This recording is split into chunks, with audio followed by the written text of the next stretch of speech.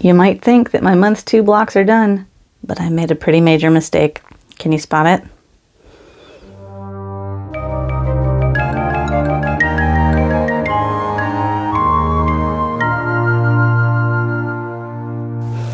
Howdy y'all. Apologies, I am so far behind on the block of the month. It's because I've been working on this cosplay of Anne Boleyn from Six the Musical, and I've got video series going up on that, so I've been focused on that, hence the makeup I do not normally wear, bright green, and lashes. But I was doing some videos. Now that that's all filmed and I've started editing those videos, I'm ready to jump back to block of the month. So ready and so behind that I have 2 of them. Month 2 and 3. For this one, we're going to focus on 2. And this is hefty. I'm a little concerned at how heavy it is. It's much bigger than 3 and bigger than 1 was, but let's go ahead and get it open. Month 2, which, so I guess month 2 is this bottom part. We did month 1 was here, so month 2 should be the next chunk. There are 51 colors, 219 pieces in this chunk. Month 1 was 30 colors, 126 pieces. So, yeah, month 2 is much more, like almost double. Jesus. We're going from 30 colors to 51 colors and 126 pieces to 219. I hope I can figure out how to deal with the colors. Like, am I gonna have to redo all my tabs? I don't want to redo all the tabs. Just what the finished quilt side looks like. And the colors. Month 1 had a single color sheet. Month 2 has 2. And then all the cut guides. There are 26 pages of cut guide. And then there are 6 pages of the actual pattern pieces. This is so much more than last month. I'm so behind. Okay. After thinking about it, I do in fact need to completely redo all my tabs. However, what I'm going to do is take out all of the papers and scraps from month 1 and just make a stack of them.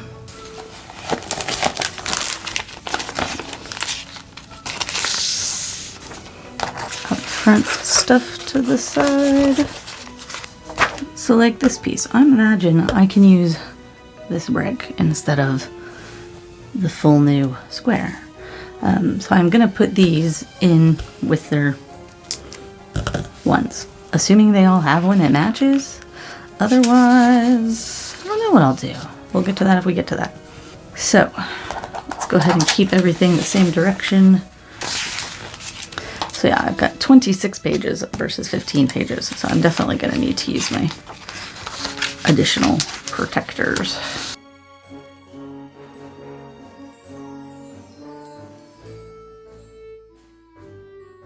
And then I'm going to go through and use the new fabrics and put the stickers on over these ones, because taking these off is going to be too much of a pain in the rear. They are already nicely placed, like the second one's in the good spot. I don't have to like sit here and try to fiddle with where to place them. So I'm just going to directly go on top of them. Once I get through all of it, I will keep going.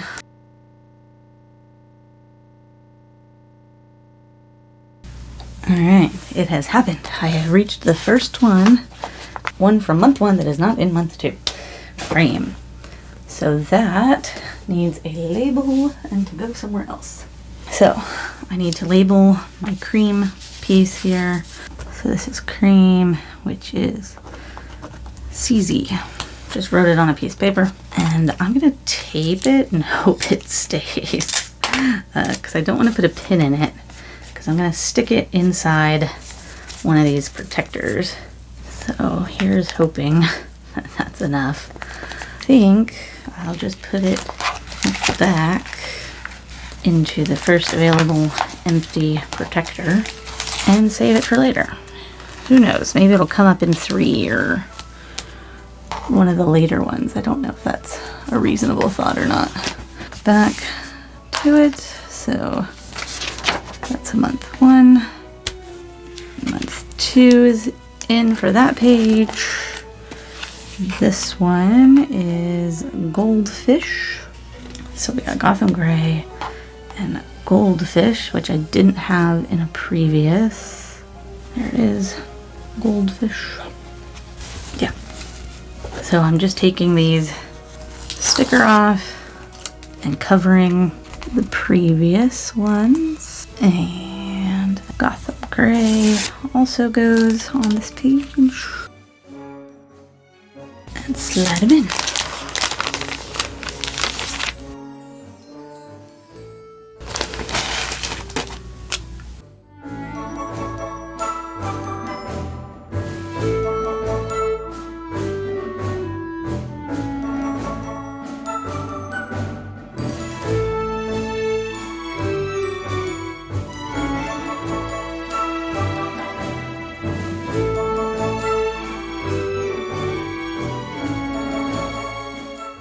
I'm all set up. I've got these up front are just the color guide, which I'll need once I start putting things together, and the assembly guide. Obviously will be needed to start putting things together. Otherwise, I've got all the fabric in. At the very back, behind my fabrics, I've got the ones that were just part of month 1 and not month 2. So those are labeled and saved. And then I've just stuck all of the extra pages. So I've got all the month 1 pages still together, all of the month 1 cut guide pages. Just, you never know. Why would I need that later? I don't know. And then month 2, the upfront pages that I probably shouldn't need going forward. And then that, let's see, foundation paper piece kit user's guide that came with month 1 is also still in here as well. Next is cutting out paper pieces and then starting to cut the 1 and 2 for each. Yeah, I'm gonna do just B1 first. So I'm gonna go ahead and stick B2 pattern pieces into here, and I'm just gonna do this one at a time. B1 first.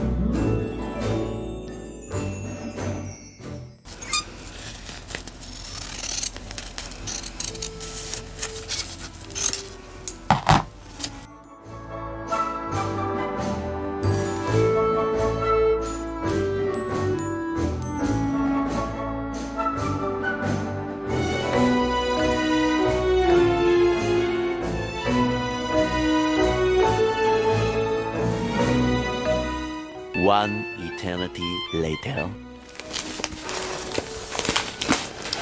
That is everything for B1. So I'll probably go through and split it darks and lights, though it looks like just about everything will be sewable with dark. Because even this one, the next one, the one you're sewing onto, it's very dark. And so the sewing begins. Now it's time to sew. I need to put in the right color because I got green still from my from my quilted cosplay that I'm working on. That's not needed anymore. I don't have any more good black thread.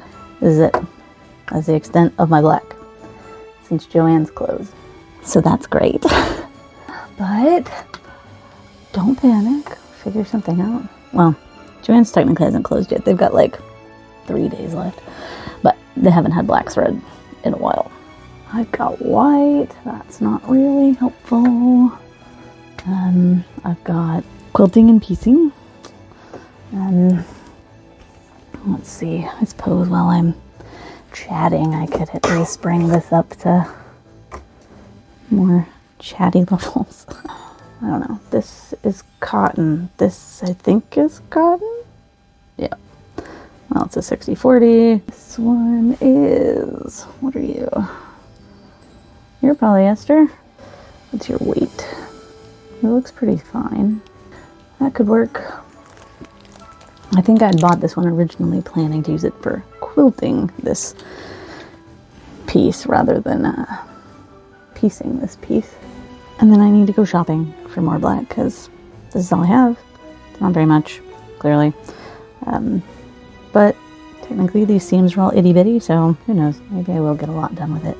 I could go buy more thread after I go get my nails done later, because like, super grown out for my cosplay. Oh, I'm gonna change my needle because I did just do that big cosplay. Fresh needle in. Let's move this back down over there. Got my color guide ready to go. Got my stack to put together. First one. Number 1 is P, which is black if I recall correctly. And then the other one, I think, is cedar, but it doesn't really matter. It's clearly the one that is not the black. Let's give that a fold. So the way I do it, again, another quick briefing. I pin my first one in, making sure the pin is far enough away from the first sew line, which is between 1 and 2, so that you don't sew over it. And then I like to fold that line back. The sew line is what I folded on. And now my number 2 is facing upright, and I take my piece for that, put it on top, and fold over the paper again, making sure that my fabric on top, my number 2, has seam allowance. And then when I fold it over, I'm looking to make sure that it's going to be fully covered and that it has the seam allowance it will need for its other seams. And then I just pinch it, flip it over, and sew on the line.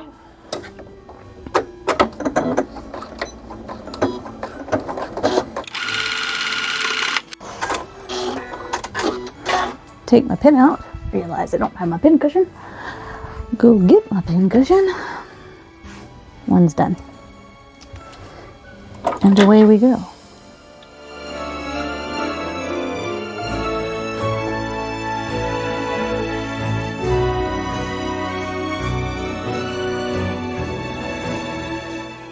These odd shaped ones that have a like super big point, super obtuse angles, that's what this fold method that I do is really good for, because you fold it over, crease your fabric, put this guy on, and when you fold it over you can very clearly see that all of it is covered. It's also helpful just once you fold it over, you can see how the shape lays out, and then you know you want to place your material. When you go to put your piece down, you're going to place it in that similar alignment. So when you get these like funky angles, it's very helpful.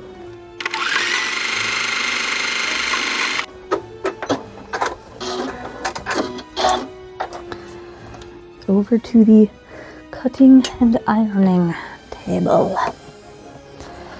Let's do it. Trim, then iron.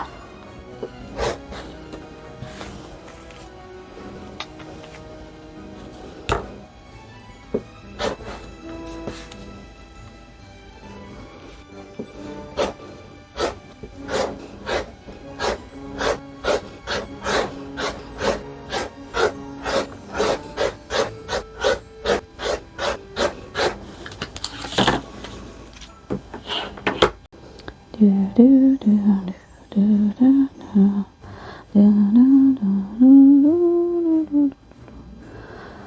Good enough.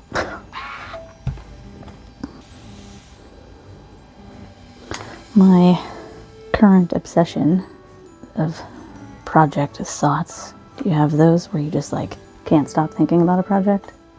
Wake up thinking about it, dream about it, wake up in the middle of the night thinking about it, think about it while I'm driving, think about it when I should be working, think about it in the shower, all that jazz. I want to do a competition cosplay. I've never competed, and I do want to take Anne to a competition at some point. I'm looking at one in September. It's currently May, so plenty of time. And I want to do a few fixes to Anne to jazz her up a bit and be competition ready. I've been watching a lot of cosplay competitions on YouTube lately, like just over the last few years, and they're so good. Like, I love my Anne cosplay, and I think it's the best one I've ever done, but it wouldn't win at any of these. But then I was like, well, what would it take to have something that would win? And is still in my like quilted cosplay vibe. And I was thinking of Weiss Schnee from RWBY. What originally drew me to her though for this concept was her glyph magic.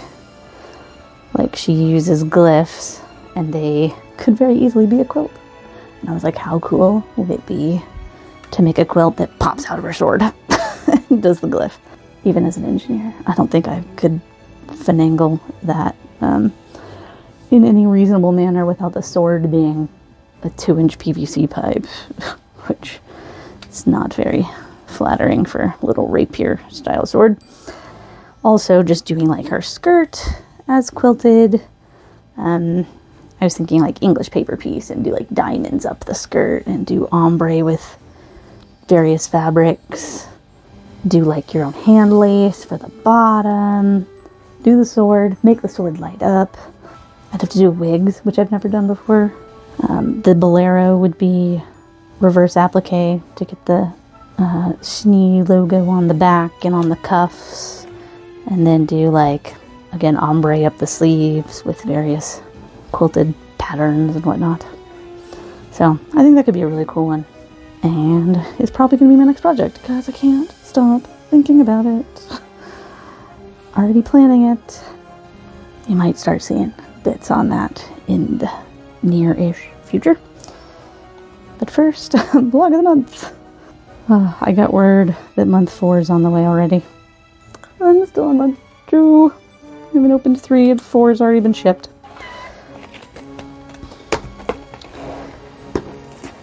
So, the cycle continues.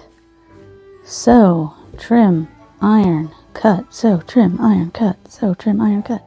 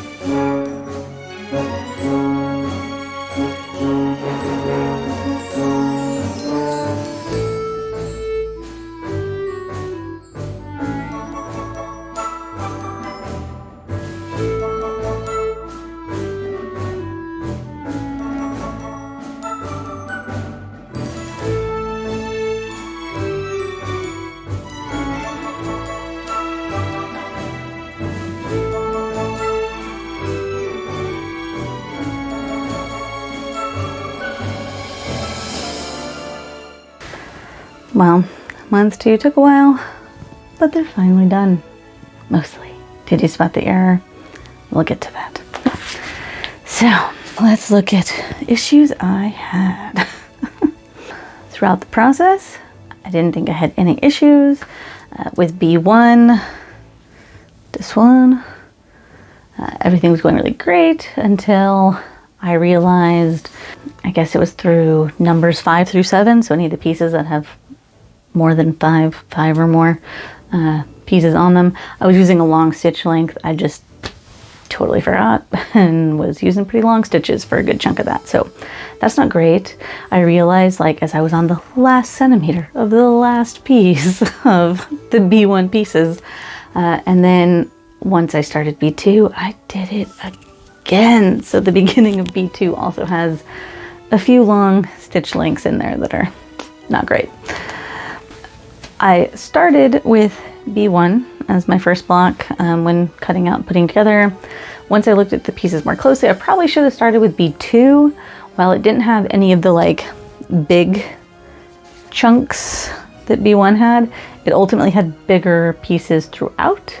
In the end, it really didn't matter. I have plenty of fabric to get through all of it, but looking at it, I probably should have started with B2, more pieces, more bigger pieces throughout as kind of my first cutting point. I should have started with them.